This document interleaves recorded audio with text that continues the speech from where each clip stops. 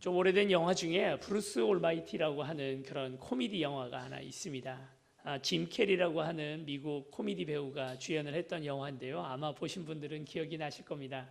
브루스라고 하는 어떤 한 지역 신문의 기자가 있었는데 그가 하도 특종이 잘 안 잡히고 여러 가지 불평과 불만들이 많다 보니까 하나님께서 나타나셔서 그에게 이제 전능을 주십니다.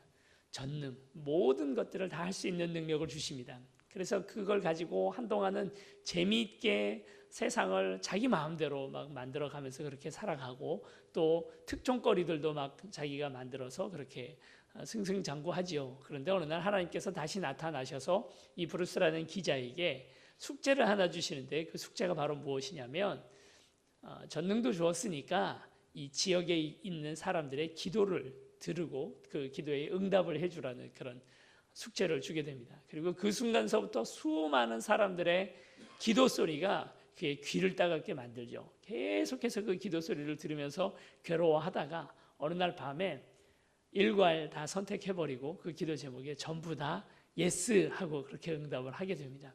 그리고 그 다음날 온 세상이 다 난리가 나 있는 것을 보게 됩니다.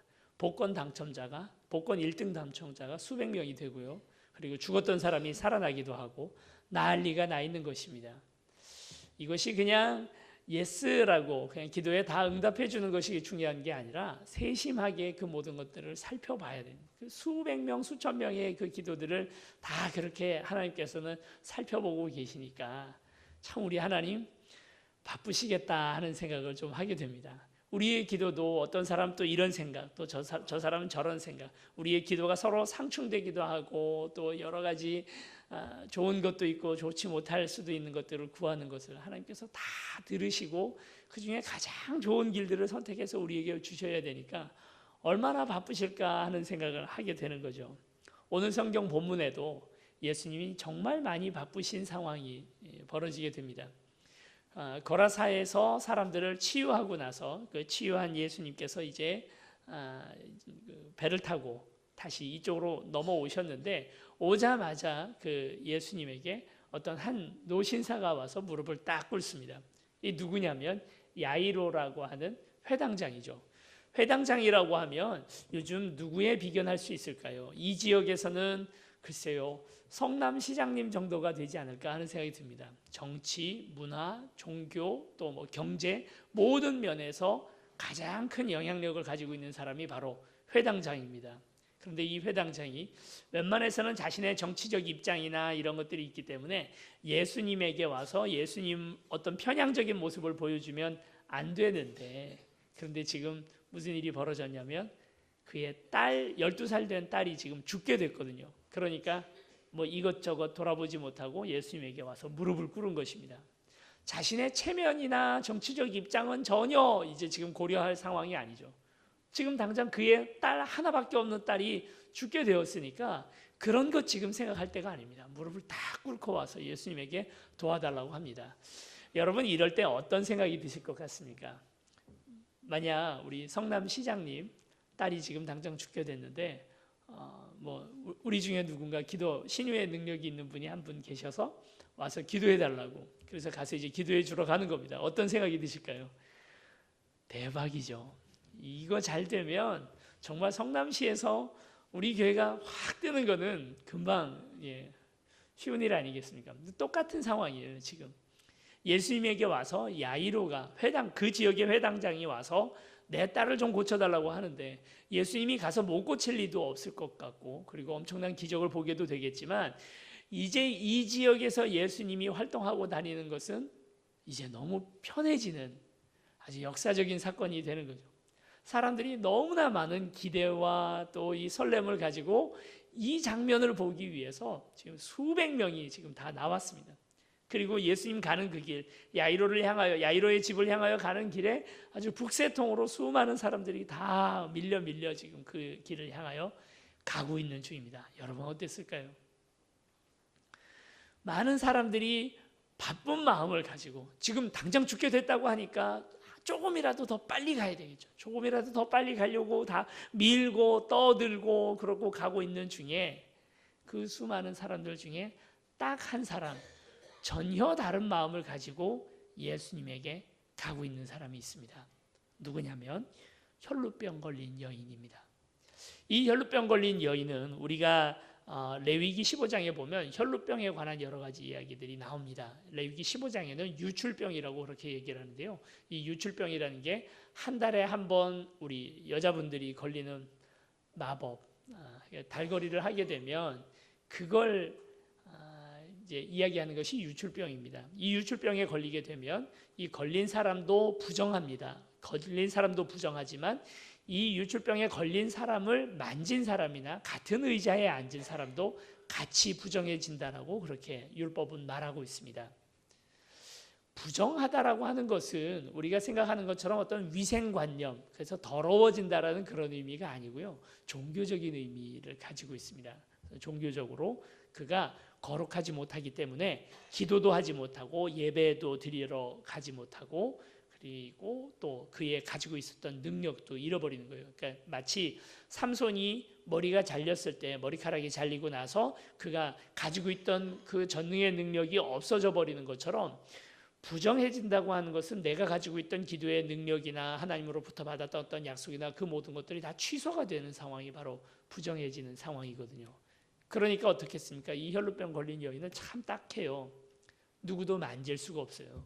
그의 식구들 어느 누구하고도 접촉하지 못합니다.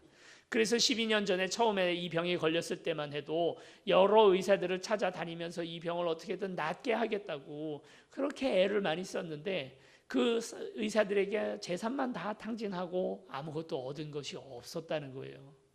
참 딱한 이 여인이 어느 날 예수님이 놀라운 능력을 가지고 있다는 소식을 들었겠죠. 그리고 지금 자기의 눈앞에 그 예수님과 수많은 무리들이 지금 야이로의 집을 향하여 가고 있습니다. 이제 여기서 참 생각해 봐야 할 게 무엇이냐면요. 이 혈루병 걸린 여인의 순수한 믿음을 예수님께서 나중에 칭찬하는 모습을 보게 되는데 도대체 순수하다는 게 뭘까 하는 것 생각해 볼 필요가 있습니다. 이 여인은 이제 예수님을 향하여 나아가잖아요. 굉장히 이기적이에요. 생각해 보세요. 수백 명이 지금 예수님을 위시하고 있기 때문에 이 여인이 나중에 예수님의 옷자락이라도 잡으려면 어떻게 해야 되냐면 거기에 있는 수많은 남자들을 다 밀고 해야만 가서 그 옷자락을 잡을 수 있는 겁니다. 이 여인이 손을 대는 남자들마다 다 거룩을 잃어버려요. 그래서 이제 예수님에게 나가지도 못하고 예배드리지도 기도하지도 못하게 되는 상황을 만들면서 막 만지면서 가서 예수님 옷자락을 잡아야 되니까 참 어떤 면에서 보면 너무 이기적이고 파렴치한 사람인 거죠. 그리고 옷자락만 잡아도 되리라 하는 그 간절한 마음을 가지고 예수님에게 나아가는 겁니다. 사실 순수함이란 간절함하고 바로 연결이 됩니다. 야이로도 간절했기 때문에 자신의 지위나 체면이나 정치적 입장 전혀 상관없이 예수님에게 와서 무릎을 꿇을 수가 있었던 거고, 오늘 지금 이 혈루병 걸린 여인도 너무나 간절했기 때문에, 절박했기 때문에 주님 앞에 나와서 주님의 옷자락, 남들 신경 쓸 게 아닙니다. 남들이 나 때문에 거룩을 더럽힘을 당한다 만다가 지금 중요한 게 아닙니다. 당장 내가 죽게 생겼는데, 내 딸이 죽게 생겼는데 어떻게 그걸 그냥 가만히 있을 수 있습니까? 남들이 나를 어떻게 생각하든지 상관없이 야이로는 무릎을 꿇을 수밖에 없는 거고, 지금 당장 남들이 지금 거룩함을 잃어버리든 말든 간에 상관없이 나는 주님 앞에 주님 옷자락 손 잡을 수밖에 없는 겁니다. 여러분, 이거저거 많이 생각하고 다 고려하고 남들이 나를 어떻게 생각할까? 은혜 언제 받습니까? 그렇잖아요. 내가 오늘 손 들고 찬양하면 날 보고 이상하다고 생각하지 않을까? 내가 부르짖으며 기도하면 그걸 보고 날 미쳤다고 생각하지 않을까? 그런 거 다 고려하고 생각하고 나면 그러면 언제 주님 만나시려고요? 그렇지 않습니다. 주님을 만나는 모든 이들에게 바로 이 마음, 간절히 주님을 부르짖고 나아가는 그 마음이 있어야 주님 붙들 수 있는 겁니다. 그래서 지금 이 여인은 생각해보면 참 재밌죠. 야이로의 딸은 12살이잖아요. 이 여인은 지금 병 걸린 지가 12년입니다. 어떻게 보면 같은, 그러나 이 12살 나이 이 소녀 같은 경우에는 앞으로 살 날이 창창하잖아요. 그리고 또 생각해보면 이 인간적인 마음이지만 그 지위나 모든 면에 있어서 훨씬 더 이 여인보다 중요합니다. 이 여인은 이전에는 재산이 좀 있었는지 몰라도 그 재산 다 까먹고 이제 빈털터리 거지가 되었어요. 근데 지금 이 야이로의 딸 같은 경우에는 살려만 놓으면, 그리고 솔직히 말하면 12년 병 알아왔잖아요. 앞으로 몇 년 좀 더 아니면 며칠만 더 병 앓는다 해서 뭐 어떻게 되는 거 전혀 아닙니다. 그렇잖아요. 지금 이 야이로의 딸은 당장 죽어요. 이거 치료해 놓지 않으면. 누가 더 급합니까? 누가 더 바쁜 일인가요? 누가 더 소중하고 누가 더 중요하나요? 우리의 입장에서 생각할 때는 당연히 야이로의 딸이지 않습니까? 여러분 이것도 한번 생각해 봐야 됩니다. 이 지금 혈루병 걸린 여인이 와서 예수님의 옷자락을 잡는 순간 어떻게 됩니까? 레위기 15장에 의하면 이제 예수님도 부정해질 거예요. 능력이 안 나갈 거 아닙니까? 야이로의 딸은 누가 고쳐요? 물론 그게 아니라는 사실을 나중에 밝혀졌습니다. 이 얘기에 대해서는 조금 있다가 다시 말씀을 드리겠습니다만, 그러나 처음 도전하고 이제 예수님의 옷자락을 잡으러 가는 여자의 입장에서는 그거 분명히 생각해야 되거든요. 내가 잡으면 예수님이 능력이 그쳐버리고 야이로의 딸은 죽을 수밖에 없다는 사실을 생각하면서도 지금 그걸 생각하지 않습니다. 이 여인은 가서 무조건 예수님의 옷자락만 잡습니다. 예수님의 옷자락을 잡기 위해서 남들 생각하지 않고 그저 어떤 면에서는 이기적인 마음까지 가져가면서 예수님의 옷자락을 잡았던 이 믿음을 주님께서는 칭찬하고 계시는 것입니다. 여러분, 순수함이란 간절함입니다. 간절하게 주님 붙드는 그 마음이, 오늘 그 마음을 주님께서 보십니다. 우리의 믿음이 자라지 않는 이유는 무엇입니까? 우리가 간절하지 않기 때문입니다.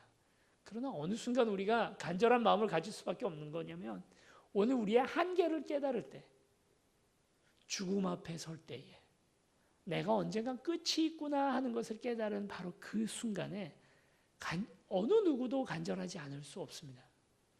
주님, 나를 붙들어 주세요. 나를 구원해 주세요. 제발 구원해 주세요. 간절한 마음으로 이방 여인이 주님 앞에 나와서 자신의 딸을 위하여 기도할 때 예수님께서 한번 시험하시죠. 뭐라고 합니까? 자녀의 밥상에 자녀의 음식을 개들에게 주는 것이 마땅하지 않다, 이렇게 얘기를 합니다. 참 상처받을 만한 말인데 이 수로보니게 이방 여인은 전혀 굴하지 않습니다. 그 밥상에서 떨어지는 부스러기로 개들이 배를 불리는 것 아닙니까? 부스러기라도 주세요. 예수님께서 그때 자신의 본심을 드러내십니다. 딸아, 내 믿음이 너를 구원하였다 하고 그를 구원해 주시는 것이죠. 어떤 누구보다 이 사람이 믿음이 크다라고 얘기하십니다. 사실 믿음이라는 건 간절함입니다. 이 간절한 마음으로 수많은 남자들을 더럽히면서 이 여인은 나아가서 예수님의 옷자락을 딱 잡습니다. 그 순간 예수님이 바쁘게 가던 걸음을 멈추시죠. 그리고 돌아서십니다. 여러분, 이건 놀라운 사건입니다. 생각해 보세요. 이미 이 여인은 병이 나았습니다. 옷자락을 잡는 순간 이미 병이 나았습니다. 병 나았으니까 예수님 가던 길 그냥 가시면 돼요. 그런데 예수님이 가던 길을 가지 않으십니다. 멈추십니다. 사실 여기서 지체하다가 야이로의 딸은 실제로 갔더니 이미 죽었어요. 물론 다시 살아나니까 우리는 그 결과를 다 아니까 그게 뭐 어떠해라고 생각을 할지 몰라도, 그 당시 사람들의 입장에서 보면 이건 예수님께서 지체하시다가 결국 그 딸은 죽었다고요. 그리고 혈루병 걸린 그 여인에게 돌아서십니다. 그리고 물어보시는 겁니다. 누가 내 몸에 손을 대었느냐? 제자들 입장에서는 기가 막힌 얘기죠. 아니, 지금 바쁘다고요, 예수님. 아니, 지금 여기서 이러고 있을 때가 아닙니다. 누가 몸에 손을 대긴요. 여기 있는 사람 중에 손 안 댄 사람 있으면 손 들어봐. 야, 아무도 없어요. 지금 다 이 난리가 났는데, 다 예수님 만지고 다 예수님 떠밀고 이러면서 갔는데 누가 손을 대었냐니 그게 말이 됩니까? 그걸 지금 찾겠다니. 안 된 사람 찾는 게 더 나을 거예요. 예수님은 수백 명 손대는 사람들의 손과 간절한 마음으로 자신의 병을 위하여 손댄 그 손댐을, 그 터치를 구분을 하시는 분이십니다. 오늘 우리 세운교회에 한 40명 정도 되시는 분들이 이 자리에 모여서 예배를 드리고 계십니다. 주님께서 이 40명의 모든 마음들을 다 알고 계시겠죠. 그런데 이것을 이 한 사람 한 사람들 다 기억하시고 세밀하게 개인적으로 다 만나 주실까요? 요 1시간 동안에 40명 어떻게, 제가 지금 이번 주 그리고 지난주까지 신방을 쭉 하고 있습니다. 지금 40분 다 못 만났습니다. 신청 안 하신 분들 빨리 회개하시고 신청하셨으면 좋겠는데 다 못 만나요. 2주를 했는데도 다 못 만나잖아요. 그리고 그 속에 있는 정말 간절한 마음들을 다 제가 알아볼 수 있었을까요? 저는 그렇게 못했다고 봅니다. 그냥 기도할 뿐이죠. 그런데 예수님께서 그 수십 명, 수백 명 중에 한 사람의 마음을 예수님은 어떠실까요? 그걸 보시는 분이십니다. 60억 지구 인구가 있다고 합니다. 60억의 사람들 중에 15억 정도는 예수님을 믿고 지금 이 순간에 지금 동시에 예배를 드리고 계십니다. 미국에서 예배 드리고 있는 사람들보다 중국에서 주일날 예배 드리는 사람들이 더 많다고 하네요. 그럴 만큼이나 간절히 지금 15억이나 되는 사람들이 오늘 하루 예배를 드립니다. 내 예배는 주님께서 들으셨을까요? 내 기도를 15억이나 되는 사람들이 지금 예배 드리고 간절한 마음으로 주님을 붙들고 있는데 내 예배를 받으셨을까요? 받으실 수 있는 분이십니다. 15억의 의미 없는 터치와 그리고 단 한 사람의 의미 있게 와서 간절한 마음으로 내 옷자락을 붙드는 그 터치를 구분해 내시는 분이 우리 주님이십니다.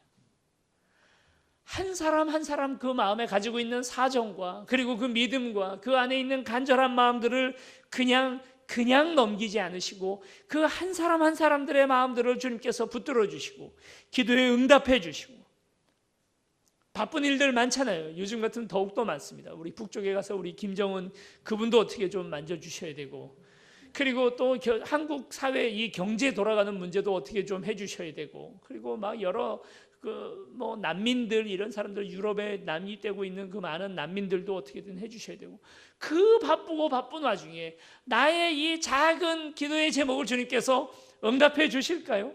그것에 귀를 기울이실까요? 우리 주님은 응답하시는 분이십니다. 수백 명의 터치 중에 그 한 사람 간절한 여인의 터치를 구분하시고 그걸 보시겠다고 멈춰 서시고 돌아서십니다. 더 놀라운 사실은 무엇입니까? 이미 병은 나았습니다. 병 고치려고 돌아서신 것이 아닙니다. 뭐 하려고 돌아서셨나요? 오늘 성경 본문에 이렇게 되어 있습니다. 보시려고, 그 얼굴을 보시려고 돌아서셨다고. 오늘 성경은 그렇게 말합니다. 예수님은 우리를 보기를 원하시는 분이십니다. 바쁘잖아요. 바쁘면 뭐 얼굴 봅니까? 여러분 자녀들에게 가장 큰 불만 중에 하나가 그거 아닙니까? 바쁘다고. 아, 연초라 너무 바빠. 뭐 또 연말이라 너무 바빠. 월말이라 너무 바빠. 안 바쁠 때가 언젠가요, 도대체? 엄마 얼굴 한번 보러 오라는데 못 오지 않습니까? 참 왜 이렇게 바쁜지. 바쁜 일들 가운데 그렇게 시간의 위급함 속에서 오늘 우리는 그 사람의 마음 알아주고 그리고 그 얼굴 한번 봐주고 이야기 한번 들어주는 것은 같이 절하되죠. 그게 그렇게 중요하다고 생각하지 않습니다. 그런데 주님은 아무리 바빠도 이 여인 얼굴 보겠다고 돌아서신 거예요. 일전에 저희 어머니 살아계실 때 한번 어머니 가슴 아픈 사연 한번 들은 적이 있었습니다. 저희 외갓집이 조금 복잡한 집안이었는데요. 외할아버지가 전처와 사이에서 낳은 자녀들, 그런 이모들, 외삼촌들이 있었고요. 그리고 또 외할머니가 전 남편과 사이에서 낳았던 자녀들, 이모들, 외삼촌들이 또 계셨습니다. 두 분이 결혼하셔서 또 다시 낳았던 그 이모 외삼촌들이 또 있었습니다. 무려 12분이 저희 그렇게 계셨는데 12분 중에 저희 어머니가 9번째 딸입니다. 어느 날 이제 저희 어머니 9살 때였다고 기억을 하시던데 밖에 나가서 신나게 놀다가 돌아왔더니 이 아랫목에 이렇게 이불에 쌓아놓은 밥이 한 그릇이 있더래요. 춘궁기고 막 보리쌀도 귀하던 때에 하얀 쌀밥을 이렇게 보니까 이성을 잃으셨죠, 저희 어머니가. 그리고 이제 가만히 계산을 해보니까 오늘 아버지, 그러니까 저한테 외할아버지죠, 외할아버지가 안 들어오실 것 같더랍니다. 그래서 허겁지겁 손으로 그 밥 한 공기를 마른 입으로 다 드신 거예요. 그러고는 덜컥 체했는데 너무 심하게 체하셔서 이제 목숨이 경각에 달릴 정도로 그렇게 심하게 체하셨답니다.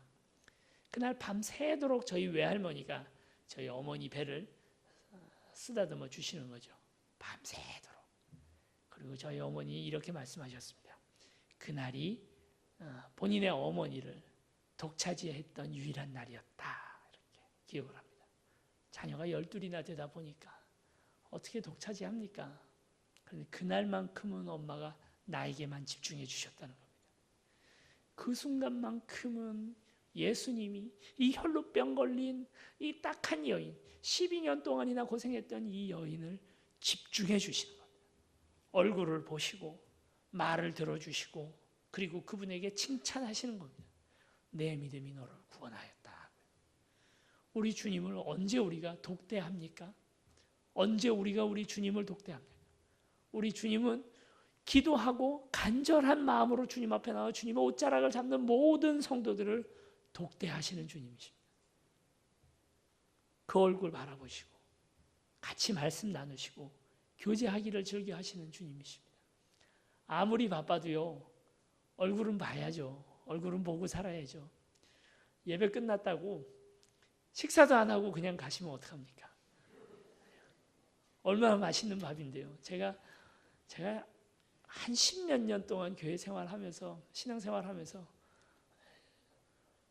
세운교회 밥이 제일 맛있는 것 같아요. 제가 그래서 우리 이인숙 권사님하고 지금 경쟁 중입니다. 설교로 부흥하느냐, 밥으로 부흥하느냐. 설교 때문에 등록하신 분이 더 많은지, 밥 때문에 등록하신 분들이 더 많은지 내기 중입니다. 질 것 같아요. 그래서 요즘에 아주 긴장하고 있습니다. 교제가 얼굴 같이 보는 게 이렇게 중요합니다.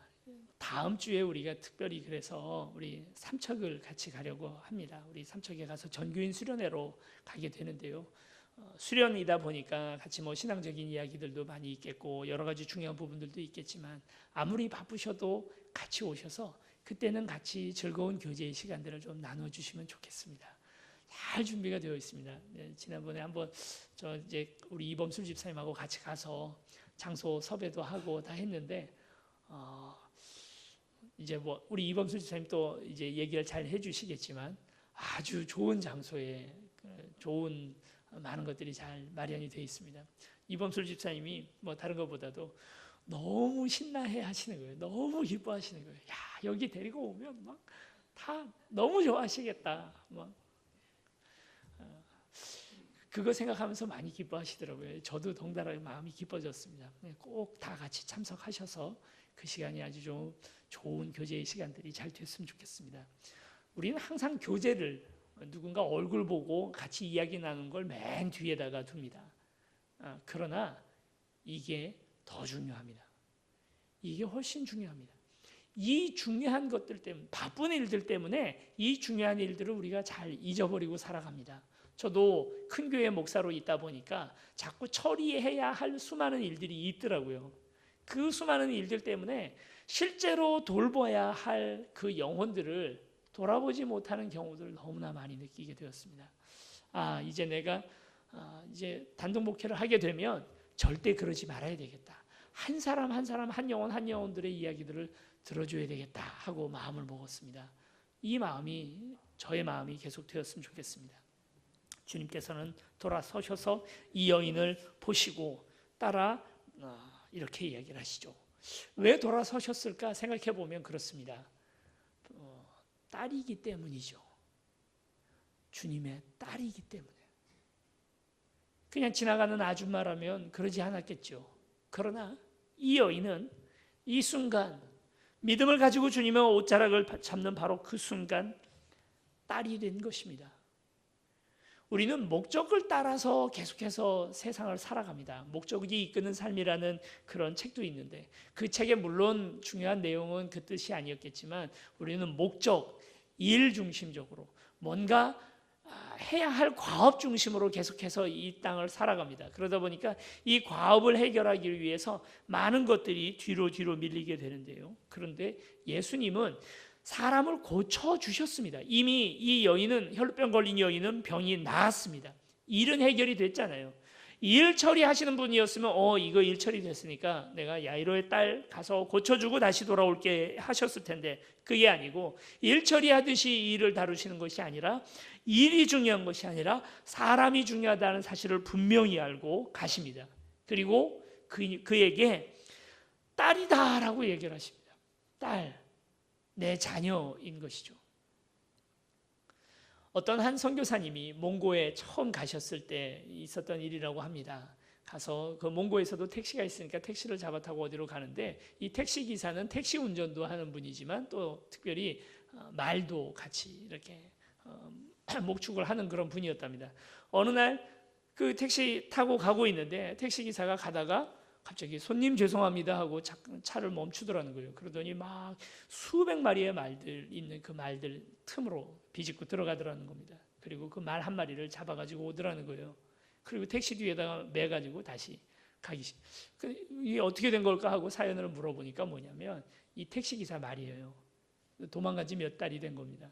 근데 그걸 찾은 거예요. 그 말들 틈 사이에서 찾아가지고 자기가 데리고 가는 겁니다.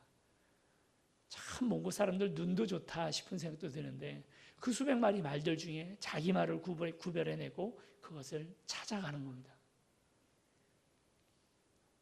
하물며 목장 주인이 자기 말도 그렇게 구분해내는 그런 주인인데, 오늘 우리가 우리의 딸, 우리의 자녀 수백 명, 수천 명이 함께 뛰어도 그 중에 내 아들 뛰는 것만 보입니다. 수백 명, 수천 명이 있어도 내 아들만 딱 보입니다. 내 자녀만 보입니다. 우리 주님 눈에 보이시기에 오늘 수백 명, 수천 명이 있어도 오늘 우리만 보입니다. 이유가 무엇입니까? 우리가 그분의 아들이고 그분의 딸이기 때문입니다. 그걸 구분해내시는 분이 바로 우리 주님이시죠. 그리고 와서 혈루병 걸린 이 더러운 몸으로서 예수님의 몸을 만지지 않습니까? 그러면 예수님의 거룩이 없어지죠. 그렇게 돼서 이제 예수님의 능력이 없어져야 되는 것이 그 마땅한 일인데, 그런데 그렇게 되지 않았습니다. 여러분, 이게 오늘 우리가 가지고 있는 거룩에 대한 아주 중요한 오해입니다. 거룩이라고 하는 것은 오늘 우리는 항상 어떻게 생각하냐면 금묵자흑, 근주자적. 그러니까 먹에 가까이 가면 우리가 검어지고 인주에 가까이 가면 붉어진다 하는 생각이 있기 때문에 우리는 최대한 깨끗하게 우리 자신을 지키기 위해서는 그런 것들을 멀리 해야 된다라고 그렇게 생각합니다. 거룩을 유지하기 위해서는 뭔가 묻으면 안 되고, 이런 것이 바로 구약 성경의 중요한 사상이죠. 그래서 최대한 그런 사람들과 상종하지 않으려고 하고, 또 이런 더러운 것들에게 내가 오염되지 않으려고 애를 씁니다. 이것이 세상이 말하는 거룩의 개념이라면 예수님이 말씀하시는 거룩의 개념은 다릅니다. 전혀 다릅니다. 신약 성경이 말하는 거룩의 개념은 다릅니다. 이것은 도리어 더러운 것이 묻어지는 것이, 이 하얀 종이와 같아서 더러운 것이 묻어지면 더럽혀지는 것이 거룩이 아니라 도리어 하얀 페인트와 같아서 다른 더러운 것들을 희게 만들고 도리어 그 거룩을 입혀버리는 것이, 그것이 신약 성경에서 말하는 거룩의 개념입니다. 소금의 특징은 무엇입니까? 약간만 있어도 그 물 전체를 짜게 만들어서 맛을 내게 만듭니다. 누룩은 어떻게 합니까? 가루 서말을 능히 부풀게 하는 것이 단 한 줌도 되지 않는 작은 누룩 아니겠습니까? 예수 믿는 사람들은 그래서 믿지 않는 사람들이나 아니면 더럽혀진 사람들에게 가서 그들로 인하여 나도 같이 더럽혀지는 것이 예수 믿는 사람이 아니고, 우린 도리어 어떻습니까? 우리가 세상을 향하여 가서 그들에게 오늘 우리의 거룩을 입히고 우리의 좋은 영향력을 주는 것이, 그게 오늘 우리가 할 수 있는 일. 오늘 우리는 그런 거룩을 가지고 있습니다. 더럽혀지지 않습니다. 도리어 그들에게 나아가서 그들을 변화시키는 그런 사명이 오늘 우리에게 있는 것입니다. 사도행전 24장 5절에 이렇게 말합니다. 우리를 향하여, 사도행전 24장 5절에 보면 우리를 전염병이라고 부릅니다. 저 사람들은 전염병과 같다. 그래서 저 예수 믿는 사람들 때문에 수많은 사람들이 변화됐다라고 그렇게 말하는 거죠. 우린 전염병입니다.